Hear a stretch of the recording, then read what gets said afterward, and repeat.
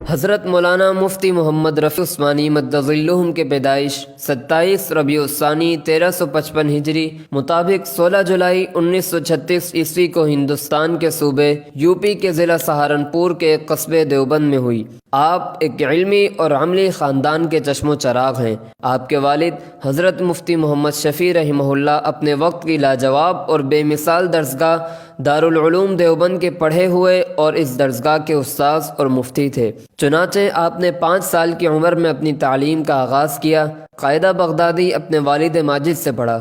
اس کے بعد اسی دارالعلوم دیوبند ہی میں قرآن کریم کا حفظ شروع فرمایا۔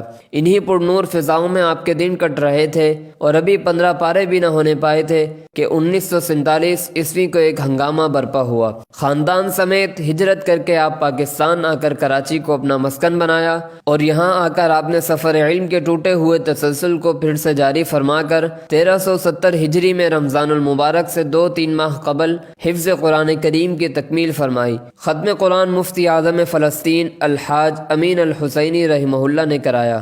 کراچی میں ابتداً نانکواڑہ کے مقام پر رہائش تھی اور یہیں پر جامعہ دارالعلوم کراچی کی داغ بیل ڈالی گئی اور آپ دارالعلوم کے سب سے ابتدائی دور کے طلباء میں سے ہیں۔ حفظ قرآن کریم کی تکمیل کے بعد درس نظامی کا آغاز کیا اور ابتدائی 3 سال کی تمام تر کتب حضرت مولانا صاحبان محمود علیہ الرحمہ سابق شیخ الحدیث و ناظم تعلیمات جامعہ دارالعلوم کراچی سے پڑھیں۔ اس کے بعد وقت کے نامور اور کبار علماء سے مختلف علوم و فنون پڑھے۔ بہترین فہم و دانش، اعلیٰ علمی ذوق، کشادہ ذہنی، لاجواب وسعت نظری، قابل ذکر باریک بینی، یہ سب خاندانی وراثت تھیں۔ چنانچہ دوران تعلیم آپ اپنے اساتذہ کے منظور نظر اور مرکز توجہ رہے اور بالآخر شعبان المعظم 1380 ہجری مطابق 1960 عیسوی میں جامعہ سے، جو کہ اس وقت تک باقاعدہ کرنگی منتقل ہو چکا تھا، سے سند فراغت حاصل کی۔ یاد رہے کہ حضرت مفتی صاحب نے اس دوران جب وہ درس نظامی کی تعلیم حاصل کر رہے تھے 1378 ہجری میں پنجاب یونیورسٹی سے مولوی فاضل کا امتحان بھی پاس کیا۔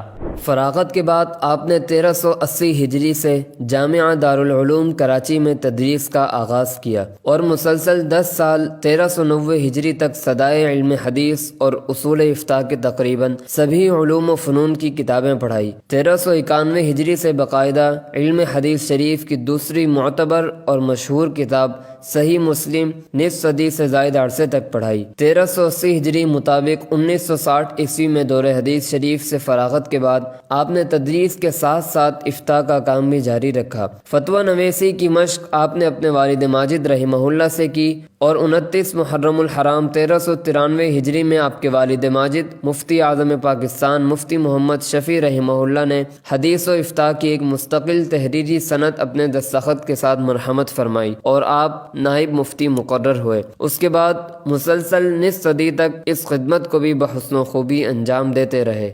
آپ نے اپنے ہاتھ سے ہزاروں فتاوی جات تحریر فرمائے۔ ان میں سے بعض فتاوی ایسے بھی ہیں جو خاصے مفصل و مدلل ہونے کی وجہ سے مستقل کتاب کی شکل میں چھپ چکے ہیں۔ ایسے تمام مقالہ جات مکتبہ جامعہ دارالعلوم کراچی نے نوادر فقہ کے نام سے شائع کیا ہے۔ آپ نے اپنے والد ماجد علیہ الرحمہ سے جو کتب سبقاً پڑھی ہیں ان کے نام یہ ہیں: موطا امام مالک، شمائل ترمذی، در مختار، شرح عقود، رسم المفتی۔ اسی طرح آپ نے بخاری شریف حضرت مولانا مفتی رشید احمد لدھیانوی رحمہ اللہ بانی جامعۃ الرشید کراچی سے پڑھی۔ شیخ الحدیث سابق صدر وفاق مؤسس جامعہ فاروقیہ کراچی شیخ سلیم اللہ خان علیہ الرحمہ، حضرت مولانا مفتی ولی حسن ٹونکی رحمۃ اللہ علیہ، حضرت مولانا اکبر علی سہانپوری، حضرت مولانا صاحبان محمود رحمہ اللہ سابق ناظم و شیخ الحدیث جامعہ دارالعلوم کراچی قابل ذکر اساتذہ میں سے ہیں۔ ان کے علاوہ عرب و عجم کے مشائخ سے بھی آپ کو اجازت حدیث حاصل ہے،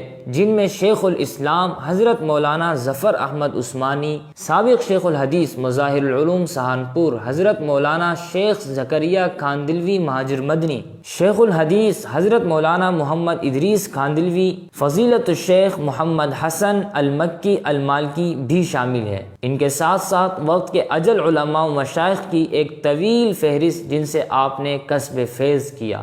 مزید یہ کہ آپ نے پوری فراغت سے لے کر تا وقت پیری درس نظامی کے تمام علوم و فنون کی کتب سمیت حدیث و افتاء کا درس انتہائی عمدگی، کمال مہارت اور خوش اسلوبی سے دیا۔ آپ کے درس کی دل نشینی، سلاست بیان اور چاشنی آپ کے شاگردوں کو ورطہ حیرت میں ڈال دیتی تھی۔ آپ مشکل سے مشکل بحث کو ایسے سہل انداز میں حل فرماتے کہ بغیر کسی الجھن اور اکتاہٹ کے ہر مسئلہ ذہن نشین ہو جاتا۔ دلچسپ لطائف، جہاندید مثالیں، حالات حاضرہ پر سنجیدگی سے پرمغز تبصرہ، دور حاضرہ میں علماء کی ذمہ داریوں کی نشاندہی حضرت کے اسباق کے ناقابل فراموش حصے ہیں۔ نطق کو سوناز ہیں تیرے لب اعجاز پر، محو حیرت ہے ثریا رفعت پرواز پر۔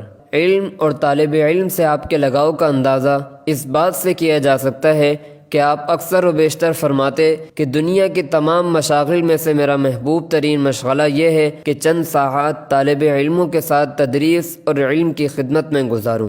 آپ نے اپنے والد ماجد کی زندگی کے آخری دور میں ہی جامعہ دارالعلوم کراچی کی انتظامی ذمہ داریاں سنبھال لی تھیں، اور ان تمام ذمہ داریوں کو آپ نے کیسی عمدگی سے سر انجام دیا ہے، اس کا اندازہ جامعہ کے بہترین بلند و بالا عمارتوں، وسیع و عریض جامع مسجد، پرکشش جاذب نظر چمن اور اسی طرح گلہائے رنگا رنگ کے خوبصورت دل لبھانے والے مناظر، خالق ارض و سما کی عطا کردہ ظاہری و باطنی رونق، حسن و رعنائی اور جامعہ کے تقوی و طہارت سے منور اور سرور سے معمور فضاؤں سے لگایا جا سکتا ہے۔ حضرت ذکی کیفی علیہ الرحمہ نے بھی کیا ہی خوب کہا تھا، کیف و سرور نور کا ہر سو ہجوم ہے، یہ درسگاہ دین ہے، دارالعلوم ہے۔ جامعہ کے حسن و سنجیدگی کا امتزاج حضرت دامت برکاتہم کے ذوق سلیم اور حسین فطری ذوق کا منہ بولتا ثبوت ہے۔ فتویٰ نویسی، تدریسی اہتمام اور انتظام کے مشاغل کے ساتھ ساتھ آپ نے تصنیف و تانیف کا کام بھی وسیع تر پیمانے پر جاری رکھا، جن میں مختلف تحقیقی مقالات کے ساتھ ساتھ عربی، اردو اور انگریزی تصنیفات افادہ عام کا سبب اور ذریعہ ہیں۔ اس کے علاوہ اپنی گوناگوں مصروفیات کے باوجود آپ نے ملک و ملت کے وسیع تر مفاد میں سیاست و انتظام، عدالت و قضاء، معیشت و اقتصاد اور تعلیم کے میدان میں جو خدمات انجام دیں وہ بھی قابل قدر اور لائق صد تحسین ہیں۔ ان خدمات کے علاوہ جب بھی قومی یا بین الاقوامی سطح پر امت مسلمہ پریشان کن صورتحال سے دوچار ہوئی، آپ نے اس موقع پر بھی ایک دینی قیادت کی ذمہ داری ادا کی اور اس سلسلے میں بارہا ملکی، غیر ملکی اور بین الاقوامی کانفرنسوں میں شریک ہو کر ٹھوس خدمات انجام دی ہیں۔ سلف صالحین کی طرح آپ نے بھی کبھی از خود کسی منصب یا عہدے کو پانے کی کوشش نہیں کی۔ کسی بھی ذمہ داری اور عہدے کو قبول کرنے سے آپ ممکن حد تک بچتے رہے، لیکن ملک و ملت کی خیر خواہی کی خاطر بعض مناصب کا بوجھ اٹھایا۔ آپ نے متعدد ملکی و غیر ملکی، سرکاری اور غیر سرکاری عہدوں پر بھی رہ کر گراں مایہ خدمات انجام دی ہیں۔ بین الاقوامی سطح پر مختلف علمی، تحقیقی اور ادبی تنظیموں اور انجمنوں کی رکنیت اور ملکی سطح پر مختلف سرکاری اور غیر سرکاری مناصب پر فائز رہنے کے ساتھ ساتھ ایک بہت بڑا اعزاز جو مفتی اعظم پاکستان کے خطاب کی صورت میں آپ کو عطا ہوا۔ یاد رہے یہ خطاب آپ کو وقت کے مشاہیر علماء، اکابرین ملت اور ملک و قوم کے عظیم قائدین کی طرف سے آپ کی اعلیٰ علمی صلاحیت، ٹھوس علمی ذوق، فقہ و فتویٰ میں بے مثال مہارت کی بنا پر آپ کو دیا گیا، اور ملک کی تاریخ میں آپ وہ تیسری شخصیت ہیں جنہیں اس منصب کا حقدار ٹھہرایا گیا۔